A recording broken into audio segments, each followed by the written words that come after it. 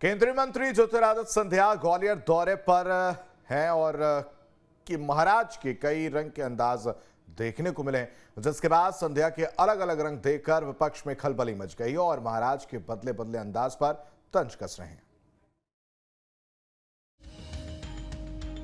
केंद्रीय मंत्री ज्योतिरादित्य सिंधिया की ये तस्वीर इन दिनों सियासी गलियारों में चर्चा का विषय बनी हुई है।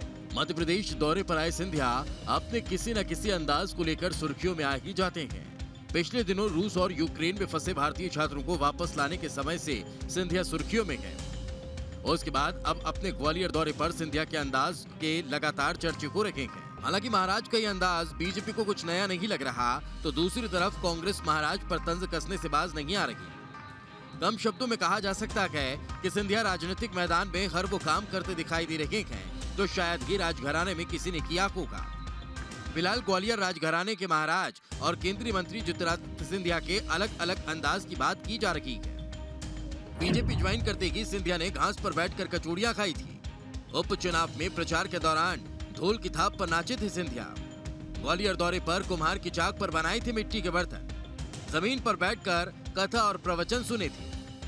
राजनीतिक जानकारों की माने तो बीजेपी में ज्योतिरादित्य सिंधिया कुछ अलग नहीं कर रहे हैं। बीजेपी की राजनीति की परिपाटी कुछ ऐसी ही है।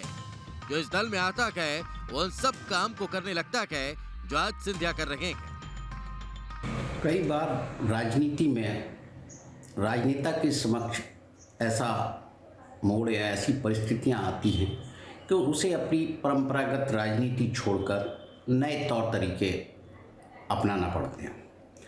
भारतीय राजनीति में हम लगातार बदलाव देख रहे हैं और प्रधानमंत्री श्री नरेंद्र मोदी की जो राजनीति है वो एक अलग तरह की राजनीति है। भारतीय जनता पार्टी में रहने वाला हर नेता, हर कार्यकर्ता इस राजनीति का अनुसरण कर रहा है।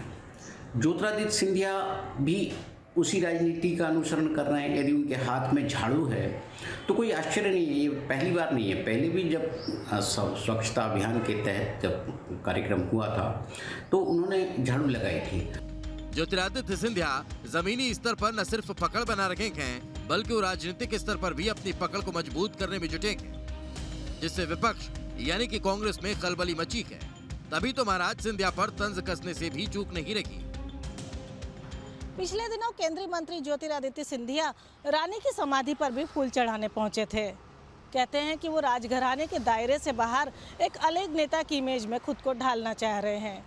लेकिन अगले साल मध्य प्रदेश में विधानसभा चुनाव हैं, ऐसे में उनका बदला हुआ सियासी अंदाज राजनीतिक गलियारों में कानाफूसी का सबब बना हुआ है। वीडियो जर्नलिस्ट हिमांशु के साथ Deepti Chaurasia, news state, MP city.